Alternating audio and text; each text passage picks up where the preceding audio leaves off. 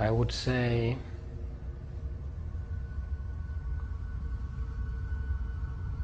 that you are now on a place where we have borrowed something from you to protect you, and we have taken great pain to be sure that you are protected. We also need you to know that this place should not be disturbed, and we want you to know that this is not a place for you to live in. You should stay away from this place, and then you will be safe.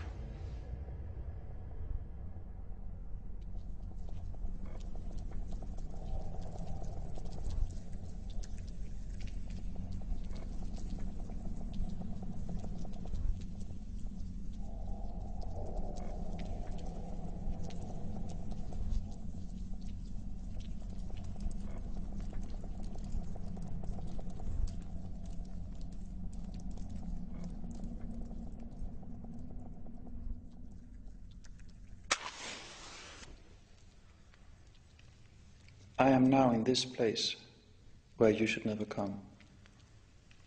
We call it Onkalo. Onkalo means hiding place. In my time it is still unfinished, though work began in the 20th century when I was just a child. Work would be completed in the 22nd century, long after my death. Onkalo must last 100,000 years. Nothing built by man has lasted even a tenth of that time span. But we consider ourselves a very potent civilization. If we succeed, Onkalo will most likely be the longest lasting remains of our civilization. If you, sometime far into the future, find this, what would it tell you about us?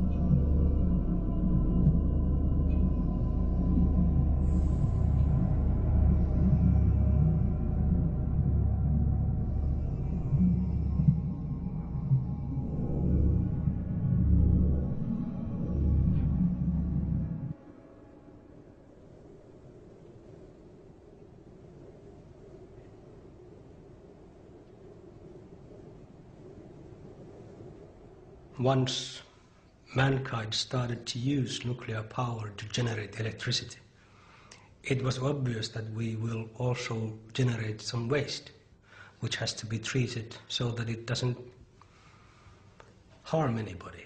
And you can't make nuclear waste go away. You cannot make nuclear waste harmless. So several ways how to get rid of the waste were explored. Send it in the rocket out to the sun. It disappears. It will never make harm to anyone. How to ensure that the rocket doesn't explode on the launching pad or sinking it to deep sea. We would never be able to claim that we can safely put something into the bottom of the oceans, because still we have an impression that the oceans are really the mother of all life. It's not a safe way of handling spent nuclear fuel or radioactive waste. How much waste exists in the world today, totally? I'm not quite aware. I would say between 200,000 and 300,000 tons, somewhere between these two. We already have enormous amounts of nuclear waste all over the world. If this waste spills out into nature, it'll cause death and destruction. Large areas will become uninhabitable for a long, long time. Did that happen? Are there forbidden zones with no life in your time?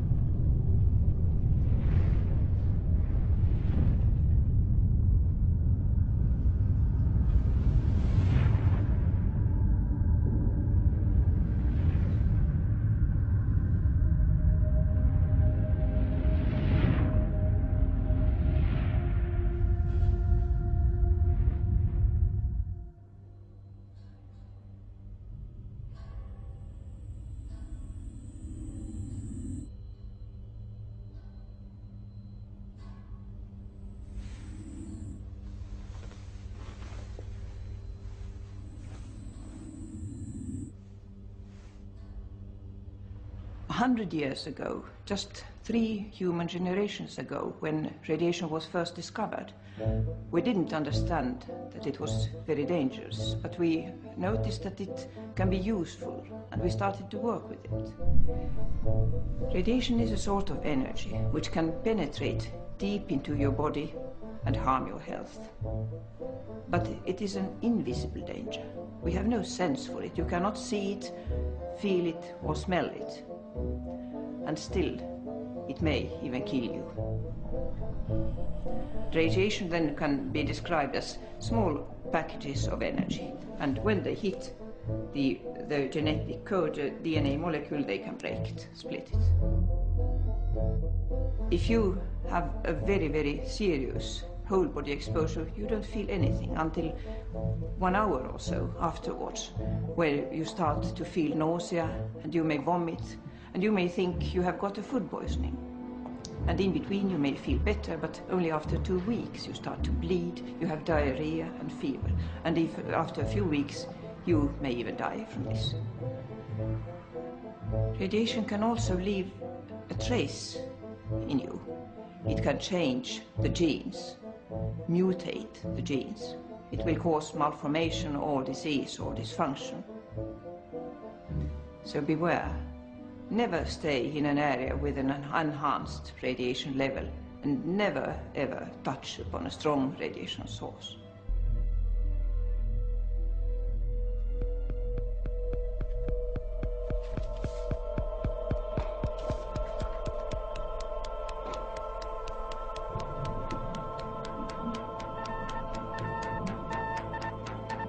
So we are storing the waste today above ground in water pools.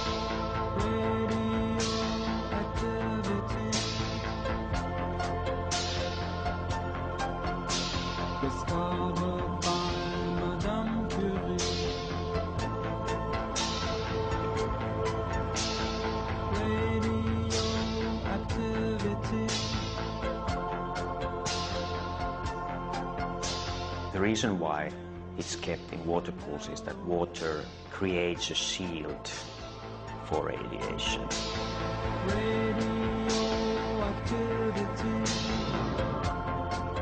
Keeping the waste in tanks, this is probably possible for the next 10 years, 20 years, 100 years, 1,000 years. You just can't guarantee stable conditions above ground, for instance, for 100 years, let alone thousands of years.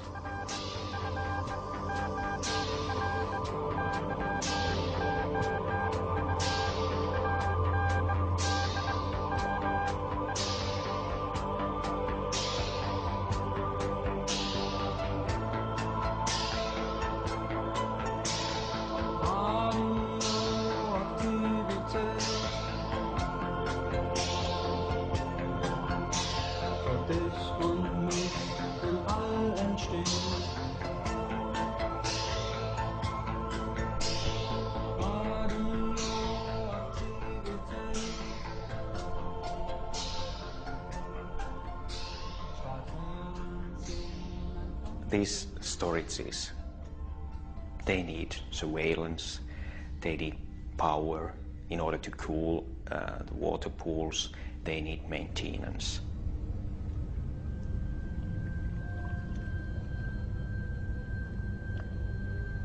But we can't keep this waste forever in the water pools.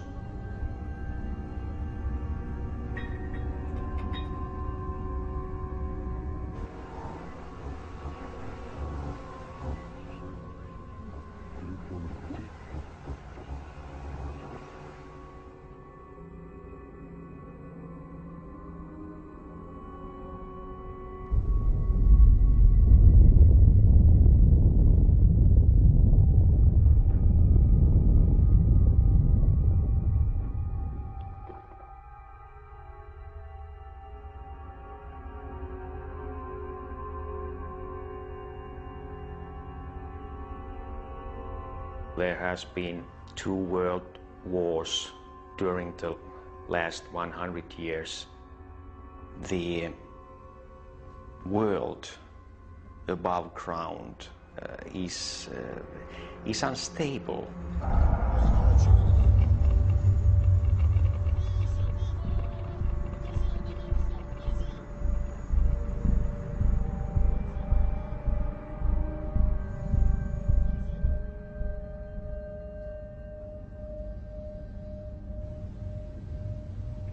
We have to find a permanent solution or a more safer solution in the long run. My civilization depends on energy as no civilization before us. Energy is the main currency for us. Is it the same for you? Does your way of life also depend on unlimited energy? What we must do is to take care of the waste from the nuclear power plants. I think that more and more societies in countries who are using nuclear power are realizing that they also have to do something. We obtain the energy, we have used the energy. Of course, it's our mission to also take care of the waste. There is no way of doing nothing. This is something which ought to be the responsibility of all citizens, irrespective of whether they like nuclear power or not. Linking the issue of nuclear waste with nuclear power could easily divert attention from the material which we have and must somehow handle in a responsible way, not to harm future generations.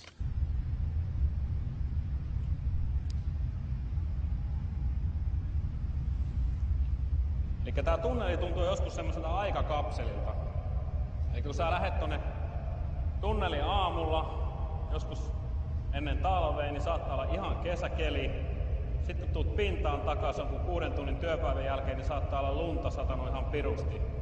Eli yhtäkkiä onkin niinku kelit vaihtunut ja tuntuu, että hetkinen, kauas mä oon ollutkin täällä tunnelissa. Samoin saattaa olla sille, että sä menet töihin, tunneliin on pimeää, sä oot 12 tuntia tunnelista, tuut takas on pimeää, eikä tuntuu, että aika on ollut pysähdyksessä koko ajan.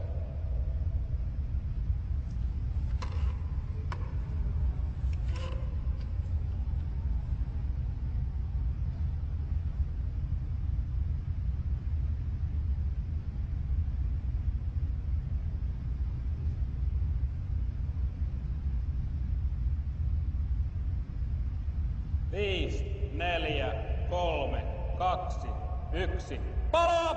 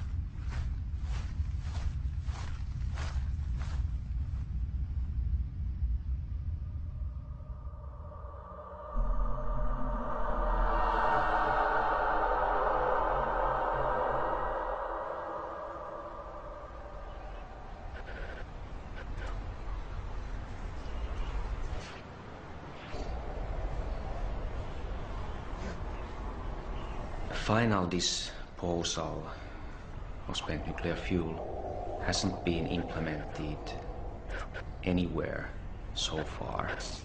We are kind of a forerunners in this field.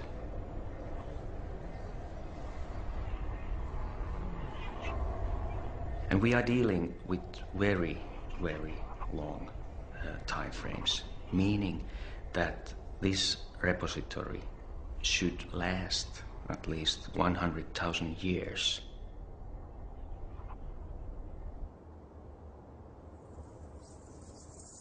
A 100,000 years is beyond our understanding and imagination. Our history is so short in comparison. How is it with you? How far into the future will your way of life have consequences? That's what we really want to prove, that we can isolate the waste from human beings and other life organisms for 100,000 years. We have come to a conclusion that the bedrock, the Finnish bedrock, 1.8 billion years old, is the medium that we can predict far to the future, at least 100,000 years ahead. A very important factor for us is that the repository is self-contained. You shouldn't have to guard it in the future. It should just be able to be left. And that's a necessity because conditions on the ground will change. The conditions down in the rock will be stable and won't change. But on the surface, you never know what's going to happen. It could be wars, it could be an economic depression. At surface, the clock runs very fast, while in the rock it goes very, very slowly. Yeah, it's the most stable environment we know of. Olkiluoto in Eurajoki has been chosen as the site of the disposal facility for spent nuclear fuel. Onkalo.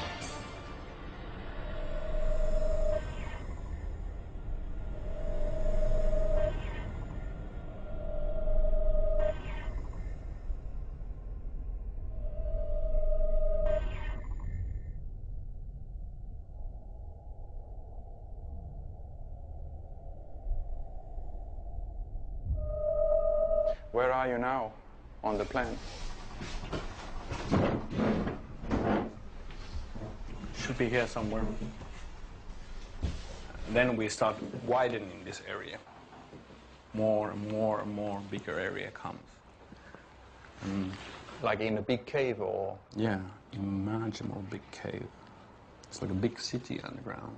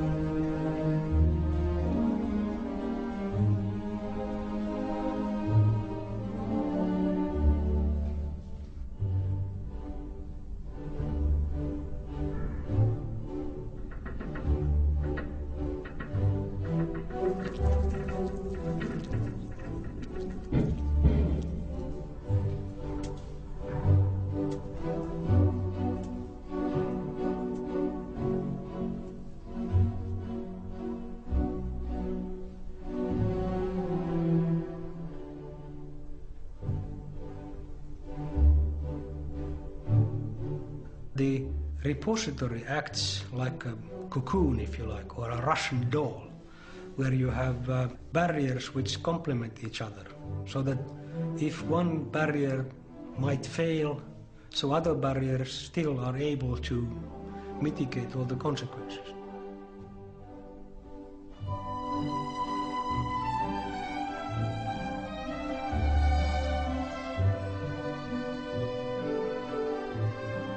The final disposal facility will be constructed in stages and decommissioned in the 2100s. When the entire tunnel is ready, a thick concrete closure is cast at the tunnel mouth.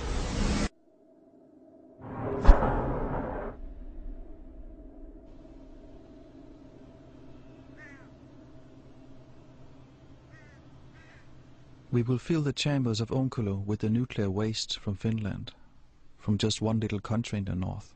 After 1 century, we will seal Onkolo for all eternity, just like the tombs of the pharaohs and the pyramids were sealed thousands of years ago, never to be opened again.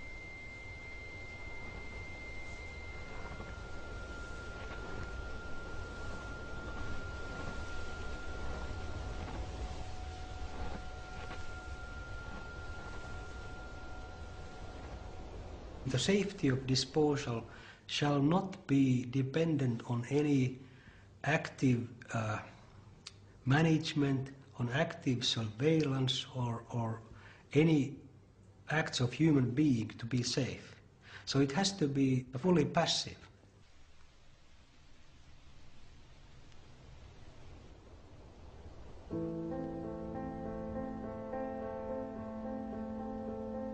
The repository will be closed down, it will be backfilled. The idea of this backfilling is to return the conditions pretty much to those which prevailed before we excavated the tunnel. There will be forests, there will be houses, hopefully there will still be people living, not perhaps exactly the same persons that were there from the beginning, but perhaps their children and grandchildren will still live and use the land. We always bring up the question of the Ice Age as some kind of a very dramatic change in the situation, and of course it will have an impact. If we look at our assumptions, the scenarios, it will happen within 60,000 years from now. so everything disappears from here when the ice comes.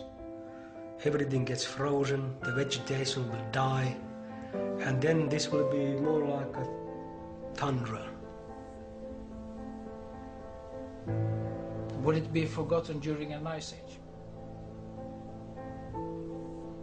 Yes, I think it would be forgotten in such a case.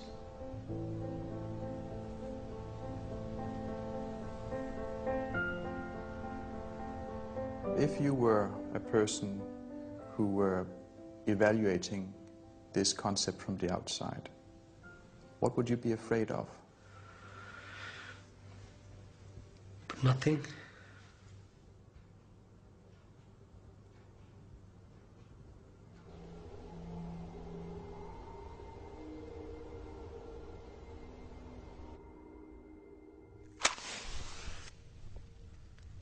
Once upon a time, man learned to master fire, something no other living creature had done before him. Man conquered the entire world. One day he found a new fire, a fire so powerful that it could never be extinguished. Man reveled in the thought that he now possessed the powers of the universe. Then in horror, he realized that his new fire could not only create but also destroy. Not only could it burn on land, but inside all living creatures, inside his children, the animals, all crops. Man looked around for help, but found none. And so he built a burial chamber deep in the bowels of the earth, a hiding place for the fire to burn into eternity.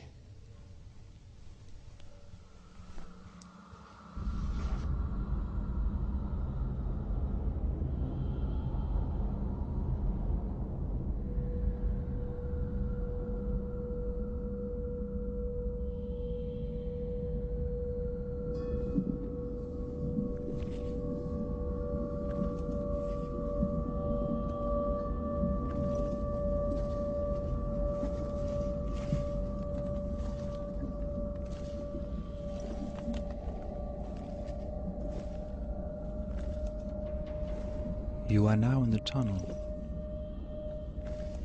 This place is not a place of honor. No esteemed deeds are commemorated here. You should not have come here. You are heading towards a place where you should never go. What is there is dangerous and repulsive. The danger will still be present in your time as it is in ours. Please turn around and never come back. There is nothing here for you. Go no further.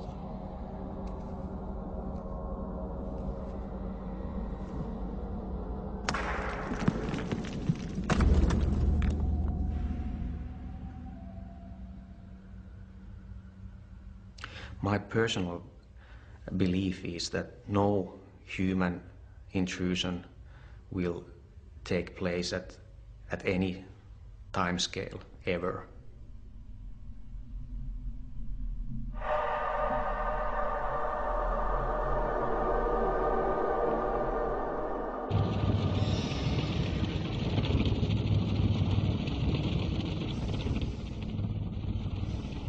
He recognized that this could happen, that you might find and open Onkalo. He referred to that as human intrusion. We don't want this to happen because you may get hurt. But most of all, we are afraid of human intrusion because if Onkalo is opened, the waste will no longer be isolated from all living organisms, and we will have failed. In fact, we consider you the main threat to the safety of Onkalo.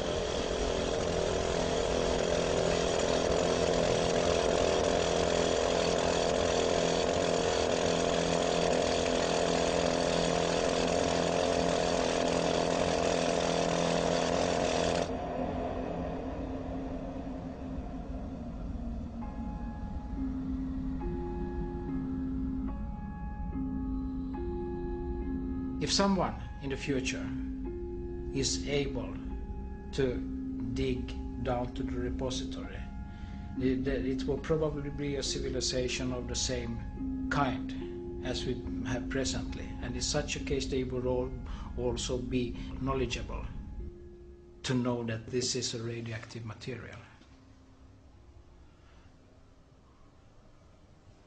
Yeah, I think that's the most probable scenario, but I'm not so sure.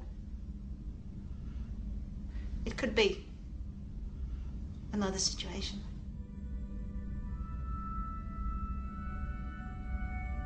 I think if someone found a facility like that in the future, they might interpret it as something religious, a burial ground, or a treasure.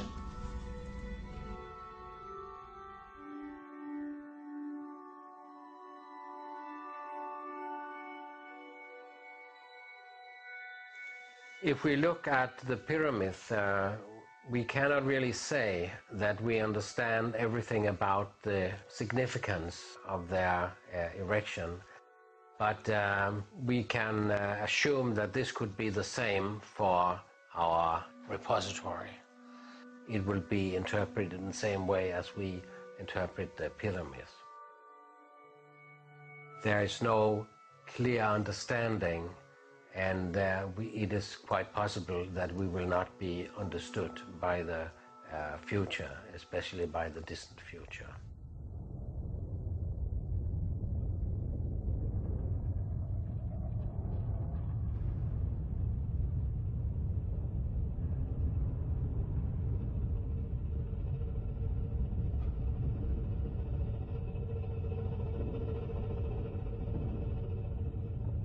What if someone finds the repository? How should they know what it is? Well, they should have some measuring tools to measure the radiation. What if they don't have that? Well, then they have to make a chemical analysis. What if they can't do that? Well, if they cannot do that, then they cannot do the drilling either.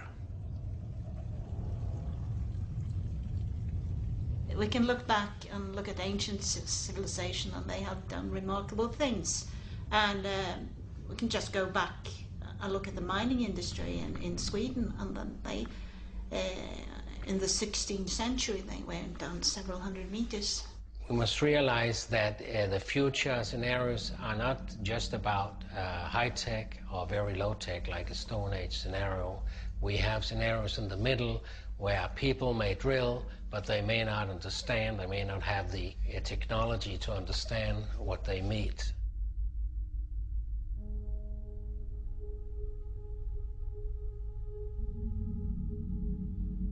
And the Roman Empire was born, lived, prospered, and died. And similarly, also the West will go through the same kind of phases. Being born, flourishing, developing, crumbling, and dying.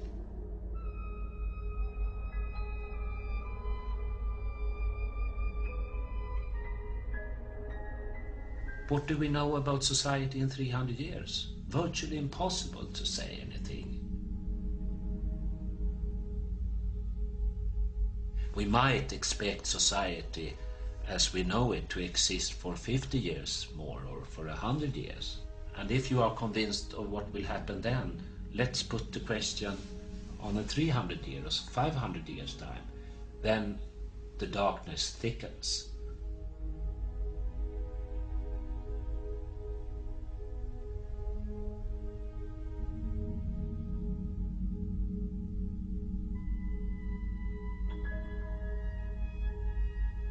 We know that the society changes very fast. Could we imagine a society in the future where science and technology did not matter in the same way as it matters for us now? Well, that is of course entirely possible. They might go up in technology, they might go down, and we don't really know. If we assume something in the future, they could go back to the Neanderthal I think that it's the changes that we will like getting short for.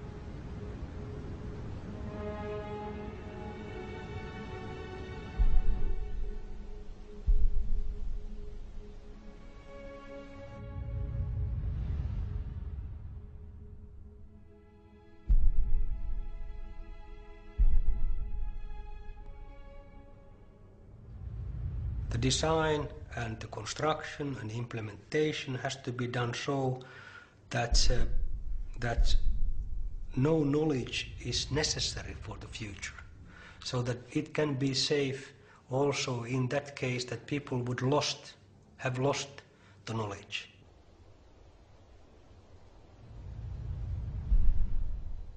And we used to have a joke telling that when we start the digging for the repository, the first thing we will experience is a copper canister. Oh, exactly the same kind that we want to place ourselves. Of course, you would start to think, well, there must be a reason for this. You have the scenario of the hidden treasure. You have the idea that something is there and it is valuable, and people would start to dig for it. You could even have the scenario where people even know it is dangerous, but it's also valuable at the same time. Could the waste also, in the future, have the value of gold or even more?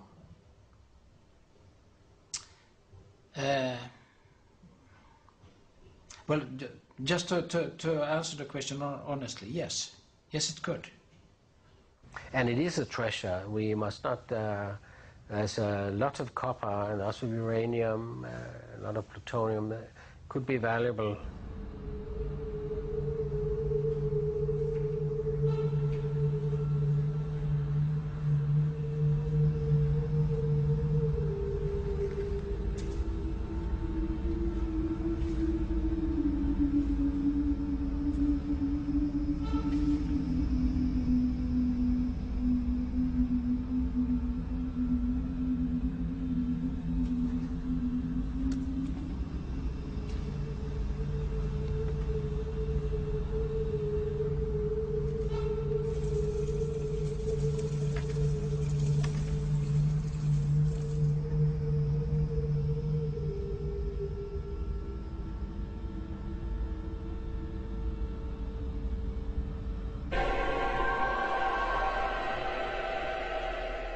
What is unpredictable, of course, is human behavior.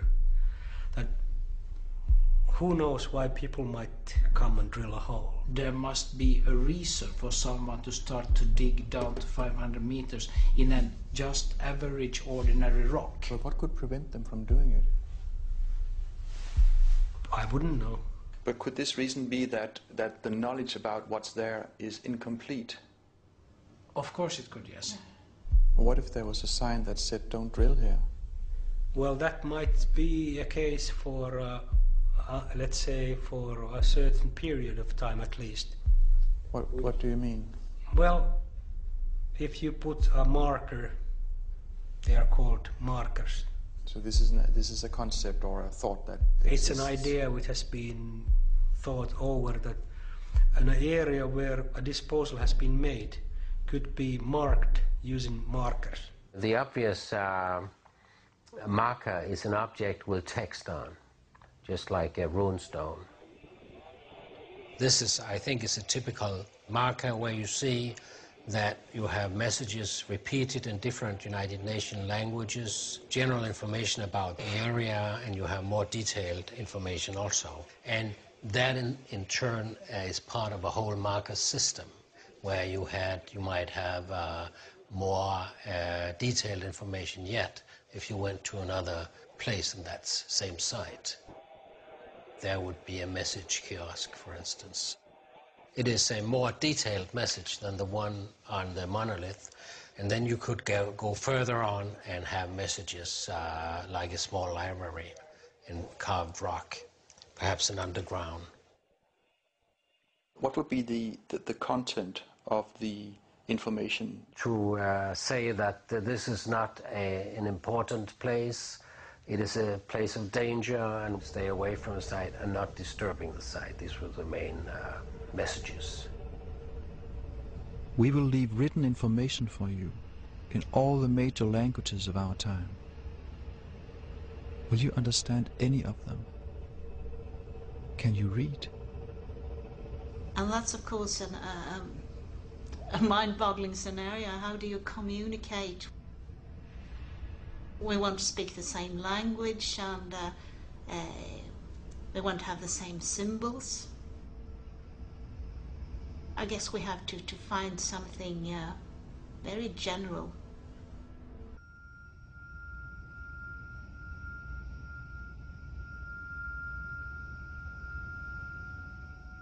This is where the cartoon comes in, where you have a low sophistication, but you have a robust message.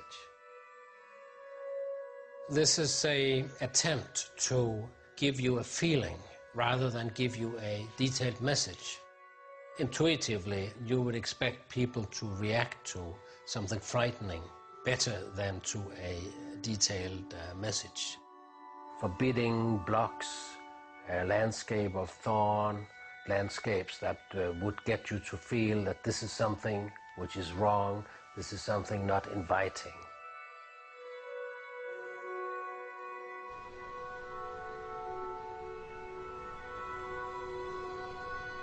When you opened Onkalo, did you see landscapes of thorn? Did it make you hesitate? Or maybe curious? What drove you to enter? Was it the scars we left on the surface, or a rumor? In the terms of emotional information, there was an interest in the picture of Edvard Munch, The Scream, to portray something that was negative. It shows the feeling of despair, and it's very clear to the observer that this is not something good. But do you think this will be clear at all ages, at all times? I think it has a fair chance, yes, I do. It's universal? I think it is universal for humans.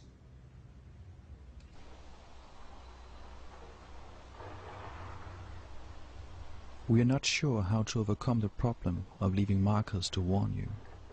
Messages from long-lost civilizations were found in our times, but it took us many years to understand the language and the signs. Some we still cannot read.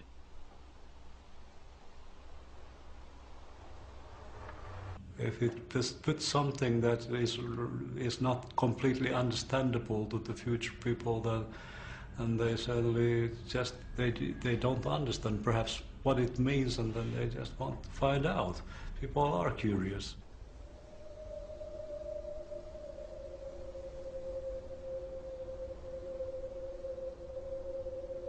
We can take an example of Norway that was found lying down, face down, and it has a requirement that no one should move this. It should not be touched by misguided men.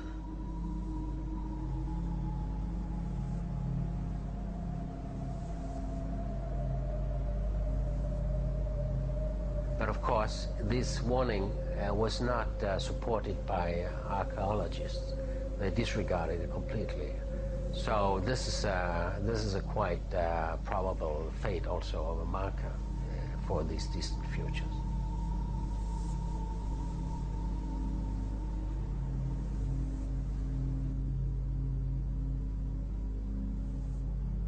And if you put those markers there, it's not clear that they understand the point, that it's dangerous. And even if they understood, they still may want to know what it is.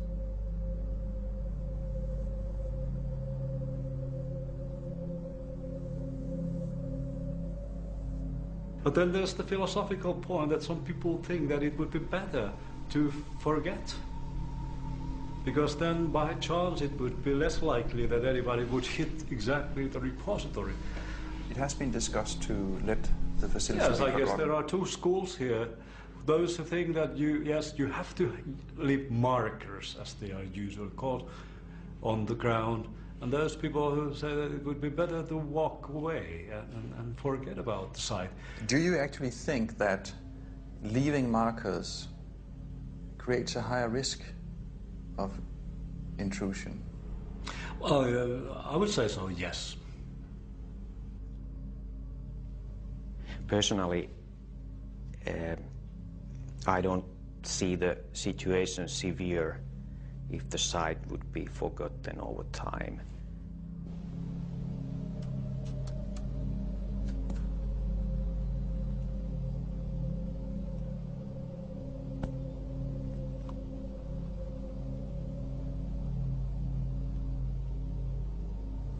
But how is it possible to create oblivion and forgetting? How is it possible to make a facility like Onkalo disappear from? Well, you say it. It's not very easy.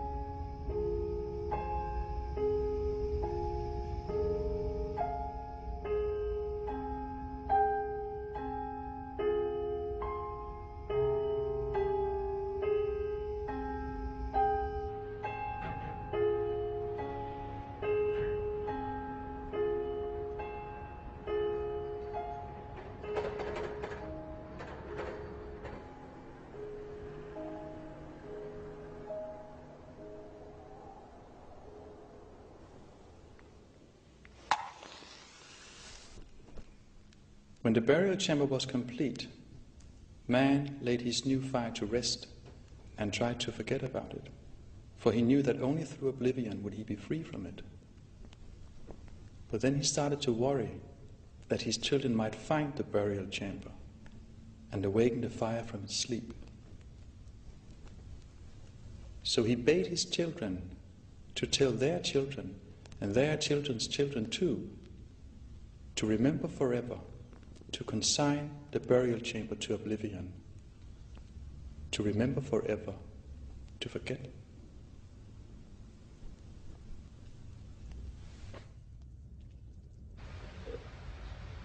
Some of the main principles included in legislation are firstly the limitation of burdens on future generations, so we should not impose undue burdens on future generations. Second principle is protection of future generations. That means that the safety level which should be afforded for future generations should not be lower than we are enjoying currently. And then third principle is that we should pass information about the repository to future generations.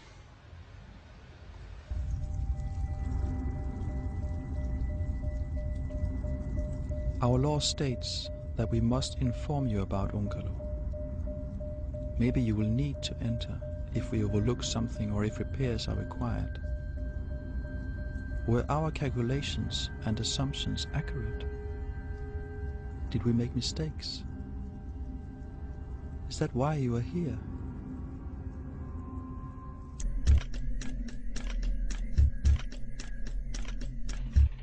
But the question about the knowledge transfer, what does the law say about that? It doesn't say, well, I don't think it says anything yet. Are you sure about that? No. It is required in law that assessment is made over this time, but it's not popular when many people react to it. They think it's too ambitious. It requires that each generation will let's say, look that system is adequate. So but the legislation says that that Stuk should pass on the information. It doesn't talk about generations. Yeah. It says that it should deposit the information in a permanent manner. So. In a permanent manner, that's the exact phrasing. Yes, good. What do you think they mean by that? Yes, I think you should ask them. Because we've just talked about the problems of that. Permanent is too strong a word to be used here. And what about the people who work with these things? They get the scientific disease, so to say. It's all routine for them. They have a task. I don't really understand it, I think. No, I don't think anybody does. The responsibility is moved to the state after they have decided that this has been now done in an acceptable way. So the Finnish state is responsible for passing on information into the future? Yes. Does that mean that when you deliver the information about the facility, then you deliver the information in a way that is comprehensible for all future generations to understand? No, there is no requirement of making that comprehensible for all future generations. It depends that it's in Finnish.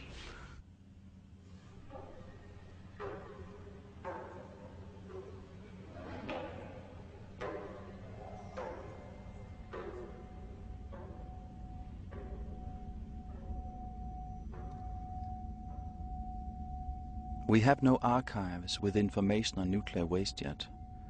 But if we build archives, every future society and every future generation must maintain the information and update the language for you to understand. Can we count on continuation for thousands of generations into the future? What if people starve and suffer? What if there are wars or floods or fires? The archives have the same requirements as our interim storages, requirements we cannot guarantee. After all, this is why we are building Onkalo. The point is that the safety of the disposal and the repository is not dependent on these records. But then why is this law needed? I don't know, but the legislators, they have decided that the records shall be handed over to state, but it doesn't say more than that. So the idea is that the archive of today should last for a certain period, but then be renewed by next generations? Yes, each generation should consider if the archiving method is appropriate for the future. Do you think this will happen? Yeah, I hope so, at least.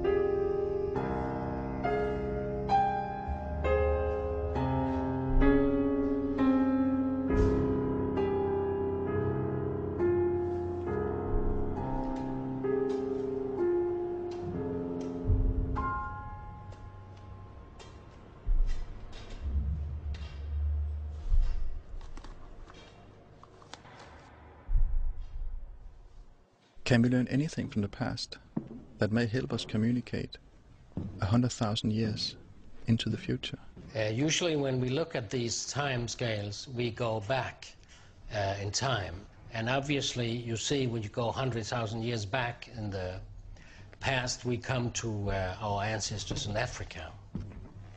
And we also cover, as we go along, our ancestors in Europe in the form of the Neanderthal man. And you would have to realize that we have very little in common.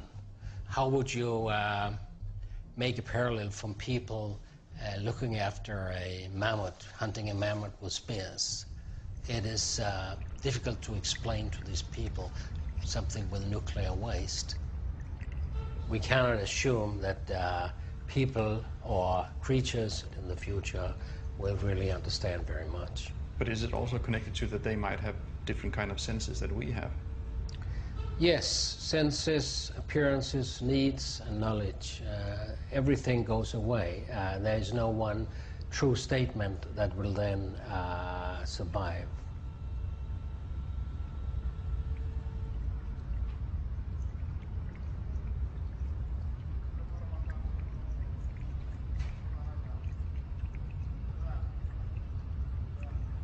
Do you basically trust the future generations?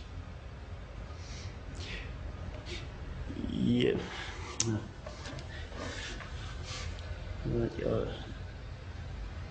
We are trying to do Onkalo as independent of human nature as possible, because we can't predict the exactly how the humans will behave in the future. Yeah, it is very difficult to answer that question, because trust on that aspect. So I can't say that I trust, but I cannot say that I don't trust. It may be a complete open question whether that is a possibility that somebody will interpret anything at all in this time scale. I have to say that the quick answer is nobody knows anything at all.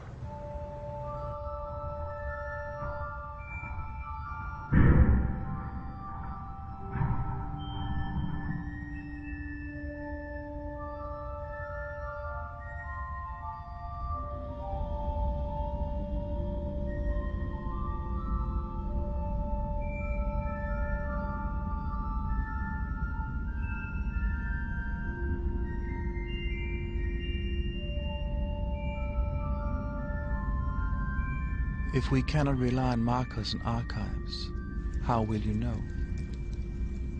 Maybe our legends will reach you by being told over and over from generation to generation, like ancient legends have reached us. Were you warned about Onkalo through legend? Did your parents tell you stories about the fire in the burial chamber, deep in the bowels of the earth? The chamber you must always remember to forget.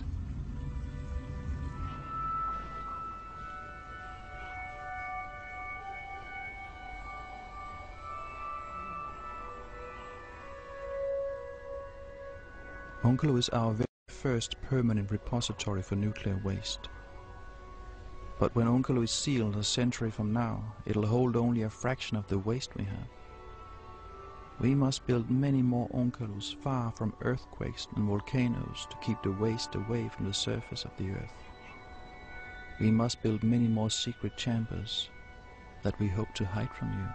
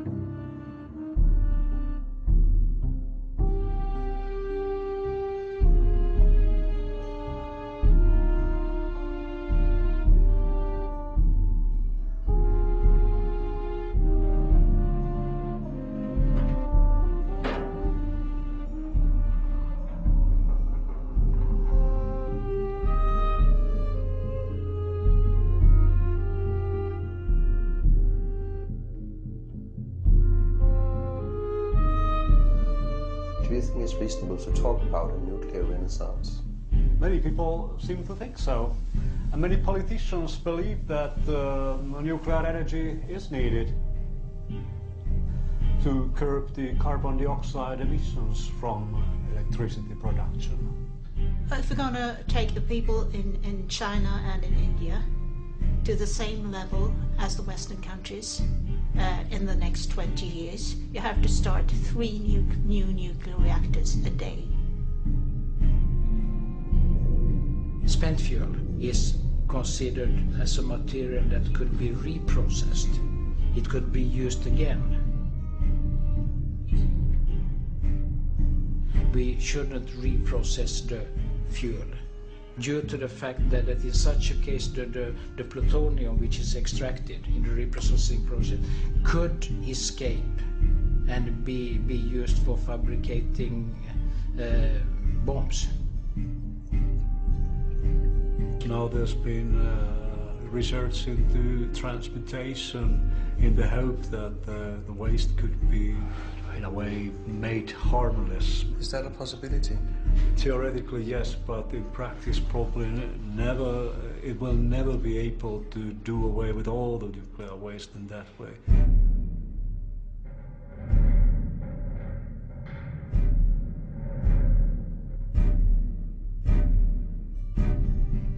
So there is no way around nuclear waste? At the moment, nobody's found any way around. If we want to use nuclear energy, then we will have nuclear waste. I'm not so sure that nuclear energy is the solution. Maybe in a short time, and this is my personal view too, but I don't think it's sustainable in the long run, but maybe for the next decade or century. Why do you think so? Because we won't have enough uranium. It will be just like the oil. I think we all can agree that the oil isn't a sustainable solution, and we will come there with the uranium assets too. Running out of energy sources could lead up to very unstable conditions globally, because those last three energy sources will be competed, and it can even lead up to wars between nations.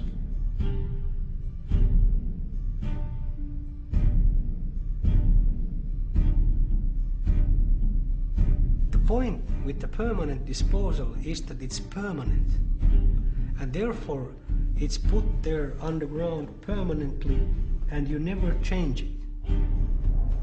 We have coined the term decisions under uncertainty, and that is clear in the nuclear waste issue, that there are decisions under uncertainty. When you do a project like this, you must state what you know, and you must state that you know what you know that you don't know, and also what you don't know that you don't know.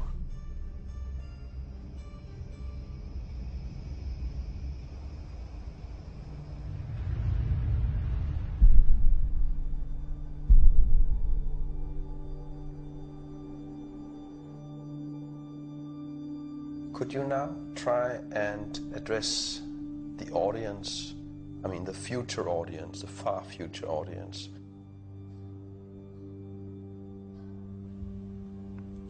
I personally have a strong belief that no human intrusion will take place ever into Onkalo. But if I'm wrong, I would love to be able to meet you and to try to communicate with you. This is probably the only testimony of our time. You're now entering a repository with spent nuclear fuel from the 21st century. it must be stored in a safe place. This place should not be disturbed. Don't go there. It's dangerous. It's radioactive. You can't see it, you can't smell it. Don't touch anything. Go back up to the surface and take better care of our world than we did once. And you will be safe if you stay away from it. Good luck.